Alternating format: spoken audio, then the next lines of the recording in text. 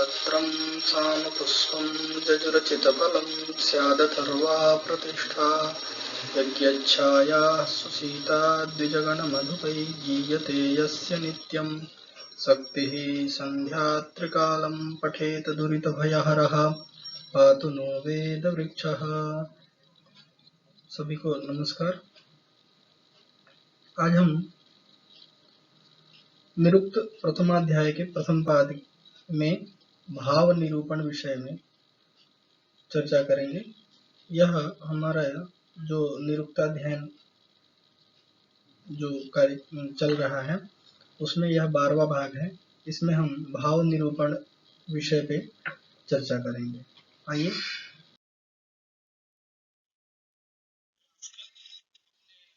ग्रंथ में निरुक्त में आचार्य वार्ष्णेय का मत उद्धृत करते हैं और वह कहते हैं कि वार्ष्णेय आचार्य कहते हैं कि षड्भाव विकारा भवन्ति इति वार्ष्णेय कीचते तर्हि जायते अस्ति विपरिणमते वर्धते अपक्षीयते विनश्यति एते षड्भाव विकाराः भवन्ति इति वार्ष्णेयेन आचार्यस्य मतम्। तर्हि भाव विकारः नाम क्रियायाः विभिन्न अवस्था भाव विकारः इति उच्यते। क्रिया की विभिन्न अवस्थाओं को भाव विकार कहा जाता है। प्रत्येक पदार्थ की उत्पत्ति से लेकर विनाश तक यह 6 अवस्थाएं होती है और इन्हें ही भाव विकार कहा जाता है।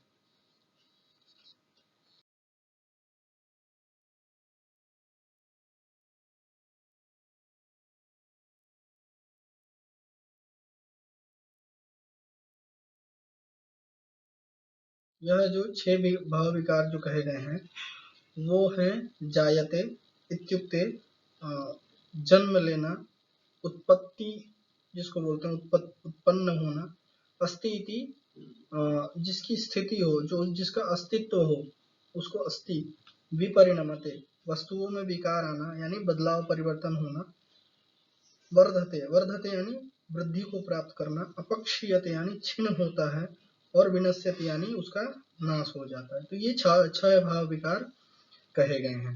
किसके मत में? आचार्य वार्ष्णेय के मत में। यह प्रश्न बार बार पूछा गया है कि कति भाव विकारा भवन्ति, तो षड्भाव विकारा भवन्ति, केषां मतानुसारम षड्भाव विकारा भवन्ति, तो आचार्य वार्ष्णेय ही मतानुसारम षड्भाव विकारा भवन्ति। तो इसको समझते हैं।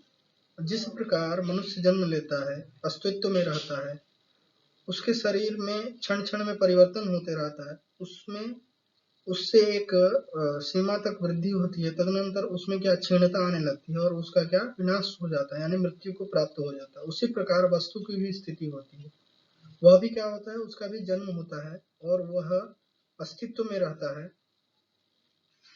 फिर उसमें भी परिवर्तन होता है, उसमें भी समय सीमा तक वृद्धि होती है और उसके बाद वह क्षीण होने लगता है और अंत में उसका क्या हो जाता है, विनाश हो जाता है, विनष्ट हो जाता है।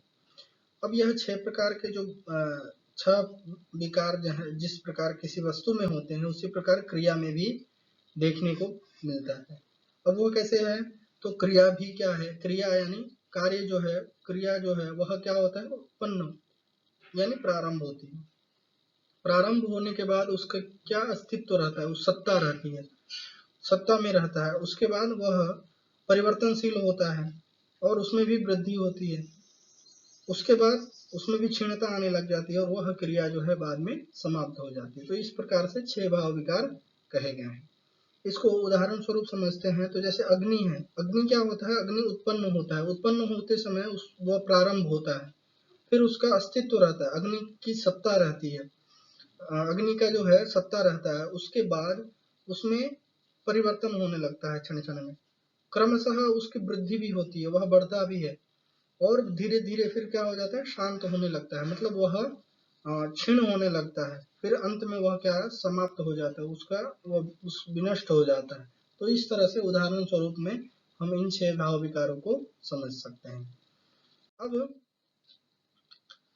आगे जो है, इससे आगे का जो पाठ है, अब जायते जो है किसका निषेध नहीं करता, किसका प्रतिषेध नहीं करता, तो इन सब बातों को हम आगे वाले पाठ में करेंगे।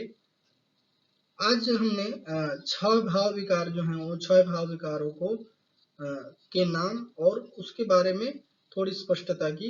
आगे हम जायते क्या है, अस्ति क्या है, विपरिणमते क्या है, वर्धते क्या है, ये तो सामान्य रूप से आपको पता चल गया, लेकिन ये विशेष रूप से क्या है, इस विषय पे चर्चा हम आगे वाले पाठ में करेंगे।